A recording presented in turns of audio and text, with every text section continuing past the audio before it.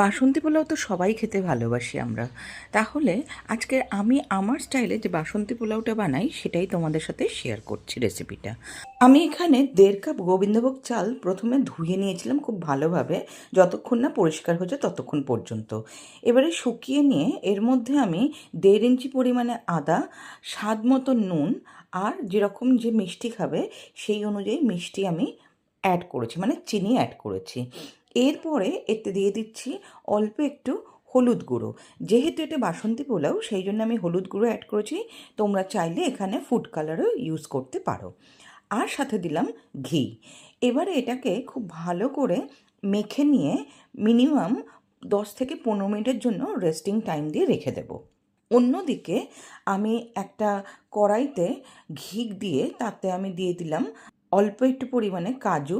ওটাকে একটু ভাজা ভাজা করে নিয়ে ওর মধ্যেই অ্যাড করে দিলাম কিশমিশ। এবারে কাজু আর কিশমিশ খুব ভালো করে ভেজে নেব যতক্ষণ না কিশমিশটা একটু ফুলে ফুলে উঠছে। দেখো ফুলে উঠেছে, মানে বুঝে নিতে হবে যে কিশমিশ ভাজাটা হয়ে গেছে। এবারে আমি এটাকে উঠিয়ে একটা পাত্রের মধ্যে সরিয়ে রাখবো। এরপরে ওই যেইটুকু ঘি ছিল তার মধ্যে অল্প একটু সাদা তেল অ্যাড করে দিয়ে আমি এর মধ্যে গরম মশলা ফোড়ন দিচ্ছি।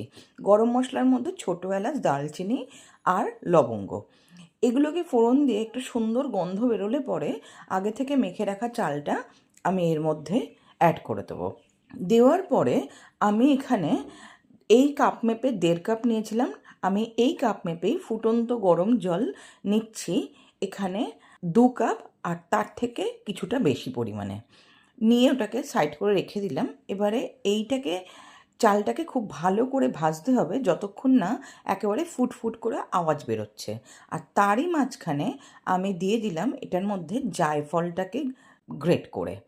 জায়ফলটা গ্রেট করে একটু নাড়াচাড়া করে এর মধ্যে অ্যাড করে দিলাম আগে থেকে ভেজে রাখা সেই ড্রাই ফ্রুটসটা। ওটাকে দিয়ে নাড়াচাড়া করার পরে চালটা যখন ভাজা ভাজা হয়ে গেছে তখন আমি সেই যে 2.5 কাপের মতন যে জল সেটা আমি এটার মধ্যে অ্যাড করে দিলাম। আমি 1.5 কাপ চাল নিয়েছিলাম, যেহেতু ভিজিয়ে রেখেছিলাম আর শুকনো করে নিয়েছি সেই জন্য 2.5 কাপ জল একেবারে পারফেক্ট।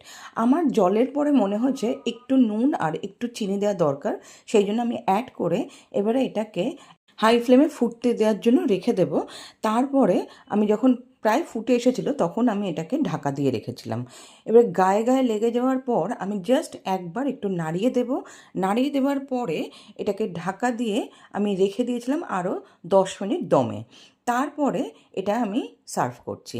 দেখো সম্পূর্ণ কিন্তু ঝরঝরে বাসন্তী পোলাও আমার রেডি। তো এইভাবে